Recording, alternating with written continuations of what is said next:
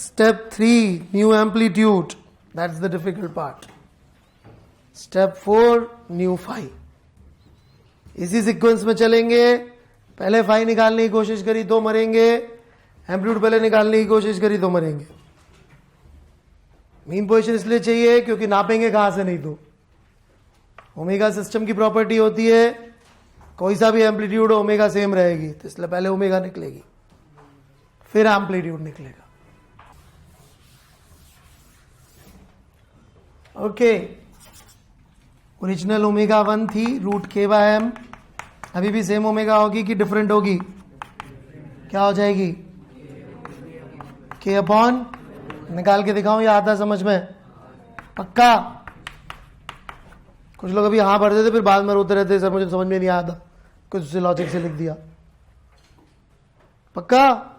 के X is equal to M A लिखेंगे तो एम की जगह 2m हो जाएगा अभी, क्योंकि दोनों मास अब साथ साथ ऑसिलेट कर रहे होंगे. नहीं ओमेगा क्लियर है? कोई डाउट?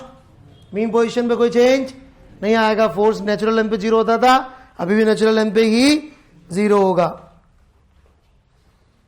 नहीं, यही तो 0 होता था नेट फोर्स. अरे अब प्रॉब्लम आती है एम्पलीट्यूड की. How to find amplitude. Right, amplitude में हमको कोई ना कोई यूज वेलोसिटी या एनर्जी का करना पड़ेगा, क्योंकि आपको याद हो तो मैंने समझाया था एम्पलीट्यूड क्या रिप्रेजेंट करता है. राइट, डीपर लेवल पे रिप्रेजेंट करता है एनर्जी. याद आया या नहीं याद आया? राइट, मैंने दो तरह से एम्पलीट्यूड समझाया था. एक बिल्कुल सिंपल वाला व्यू कि जीरो वेलोसिटी और जीरो एक्सेलरेशन के बीच की दूसरी दूरी, और दूसरा व्यू एनर्जी ऑफ ऑसिलेशन जो होती है वो एम्पलीट्यूड से रिप्रेजेंट होती है. यहां पे हमारे पास इजीली अवेलेबल मीन पोजीशन तो है बट एक्सट्रीम नहीं है. राइट, वहां बहुत इजीली अवेलेबल थी तो वहां इजीली निकल गया था. ओके, तो वो करने के लिए हमें सबसे पहले तो ये जानना पड़ेगा कि टक्कर के समय इस एम की वेलोसिटी कितनी थी. बता सकते हैं क्या कि नहीं बता सकते? What was velocity of the block when collision took place? नहीं निकाल सकते? कितनी होगी? राइट, कैसे निकलेगी? आपको यदि फॉर्मूला याद हो, पढ़ाई करियो, याद है formula? Do we have X? Do we have X at the time of collision? Just put it there.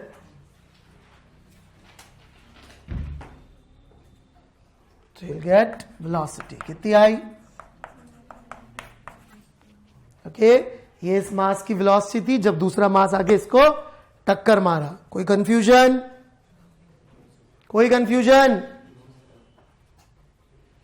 Alright, टक्कर मारने के बाद काइनेटिक एनर्जी दोनों को मिलके सेम रहेगी कि कुछ और क्वांटिटी? क्या कंजर्व रहेगा? मोमेंटम या काइनेटिक एनर्जी? मोमेंटम कंजर्व रहेगा. काइनेटिक एनर्जी एक्चुअली लॉस हो जाएगी टक्कर में. राइट, सो मोमेंटम कंजर्व करके हम नई वेलोसिटी निकाल सकते हैं. 2mv2 is equal to mv1. समझाऊं? क्लियर है बिल्कुल? तो टक्कर के बाद की कंबाइंड मास की वेलोसिटी हमारे पास है, it is omega 1 a1 bye 4. आराम से यहां तक लिख लीजिए, कोई डाउट हो तो पूछ लीजिए.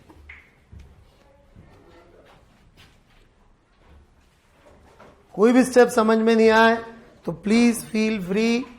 राइट, एच वर्मा में नहीं है इस टाइप के सवाल, न सॉल्व एग्जाम्पल है न उसने क्वेश्चन में पूछे, लेकिन ये एसेंशियल प्रॉब्लम ऑफ एसएचएम ये होती है कि जहां पे आपको मीन पोजीशन ढूंढनी पड़े, ए ढूंढना पड़े, ओमेगा ढूंढना पड़े, फाई ढूंढना पड़े. ये एसेंशियल आइडिया है एसएचएम का. उसने सिर्फ ओमेगा निकालने के सवाल ज्यादा दिए. वो मैकेनिक्स पढ़ा रहा है rather than SHM. Okay, mechanics use होएगी और मैकेनिक्स ही होगी वो गलत बात है. बढ़ू मैं आगे? कोई डाउट? पक्का? शीट में मिलेंगे आपको जहां पे इस तरह की बातें करिए कि आपको सब सोचना पड़ेगा. कुछ भी पूछना हो? नथिंग? ओके. अब चूंकि एम्पलीट्यूड एनर्जी रिप्रेजेंट करता है, वो भी एक तरीका है निकालने का. जब ये अपनी एक्सट्रीम पोजीशन पर होगा, इस तरफ या इस तरफ, अब तो इस सिस्टम के पास कितनी एनर्जी होगी जब ये अपनी एक्सट्रीम पर होगा?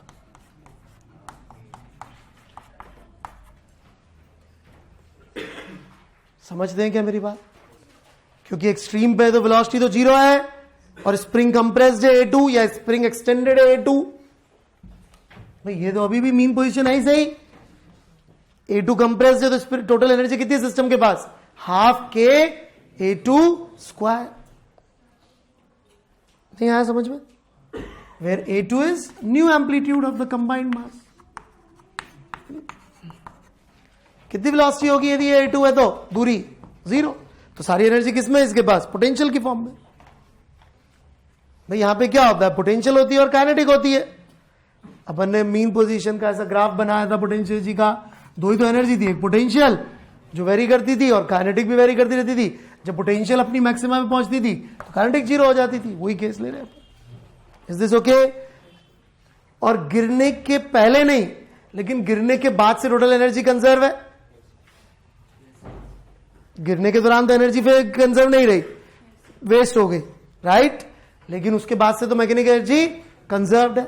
तो at the time, just after collision, not at the time, just after collision potential energy कितनी थी?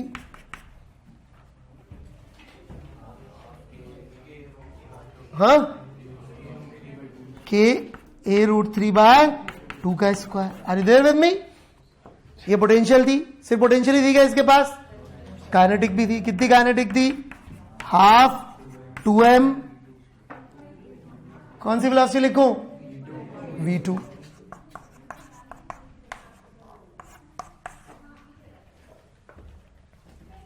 दिस इज V2 स्क्वायर, क्योंकि यहां लोग ध्यान नहीं देते हैं तो लिख दूं this is V2 square. V1 square नहीं, V2 स्क्वायर। इसको आप A2 के लिए सॉल्व करेंगे तो आंसर आ जाएगा। इसको वैसे फास्ट भी किया जा सकता है, ये बहुत अच्छा तरीका नहीं है। I don't prescribe this method to find amplitude, I have a better method. मैं उस पर बताना चाहता हूं, पहले आप लिख लीजिए। लेकिन हमारे लिए सीखना बहुत जरूरी है, नहीं तो हमें एनर्जी समझ में नहीं आएगी कि सिस्टम में एनर्जी के साथ क्या चल रहा होता है, राइट? ये इस समय की पोटेंशियल एनर्जी, ये इस समय की काइनेटिक एनर्जी, उनका सम टोटल एनर्जी।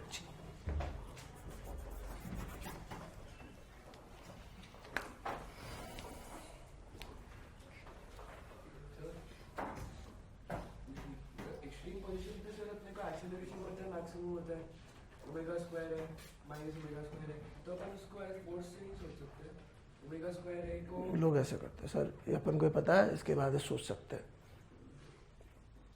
क्या सोचना है वो सर, आप समझदार आदमी, आप खुद सोच लोगे। पूरा आइडिया दो ना। देखो भाई, इसको जो है मैं बताता हूं, एक फॉर्मूला पढ़े आपने एचएम के, उससे सोच के आंसर निकाल लेना, ठीक है? नेक्स्ट क्वेश्चन सोच लोगे ना, सब सोच लोगे ना? बता तो दिए मैंने, फाई क्या होता है, क्या होता है, क्या होता है? सोच लोगे ना? सोच लोगे ना? है क्या हुआ? Start again.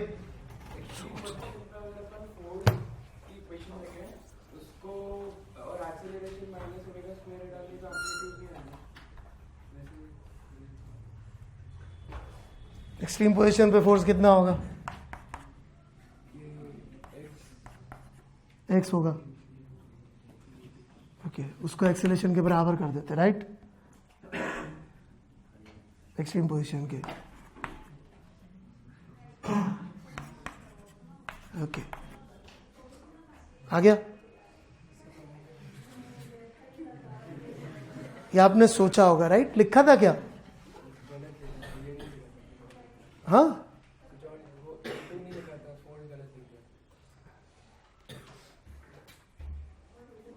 you want to continue with this?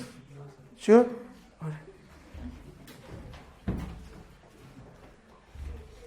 कोई नहीं, आपने कोशिश करी, अच्छी बात है। All right. इसलिए तो लोग बोलते नहीं पूरा सोल्यूशन, पता है पूरा बोलते ही पता पड़ जाएगा। सोच सकते हैं सर, सोचो सर, आप समझदार आदमी हो। All right. और किसी को कुछ बोलना है? पक्का? ये आ गया अच्छी तरह समझ में? पक्का एनर्जी वाली बात समझ में आई? Okay, another solution, the fast way is to just proceed with this. This also can give you solution, and my prescribed method, if you ever need to find amplitude and there is no easy way out, avoid energy, use this. Energy avoid करें, इसका प्रयोग करें, ज्यादा safe रहेंगे।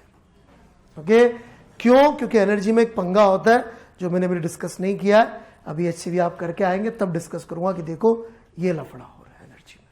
Okay, शुरू करूं मैं। तो इस पॉइंट ऑफ व्यू से चले, नए SHM की बात कर रहा हूं मैं, पुराने SHM का एम्पलीट्यूड नहीं निकाल रहा हूं, नए SHM का एम्पलीट्यूड निकाल रहा हूं। नए SHM में हमको इस दूरी पर वेलोसिटी मालूम है कि नहीं मालूम है?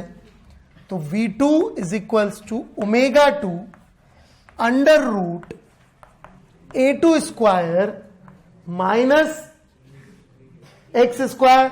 एक्स तो अभी भी वही है क्योंकि मीन पोजीशन वही है, so it is still a1 square, मतलब a1 √3/2 का स्क्वायर। पता नहीं आपको समझ में आया कि नहीं आया?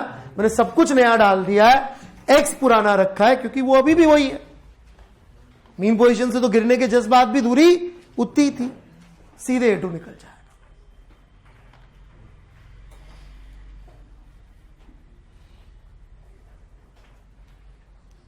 फाई, जब तुम सो जाओ, जैसे ही फाई निकालने की बारी आए हेड डाउन करके सो जाओ, क्योंकि अब तुम्हारी मदद करना संभव नहीं है। तुम्हें दवा की नहीं दुआ की जरूरत है, समझे? अगली बार भागना मत जब तक डाउट समझ में नहीं आया।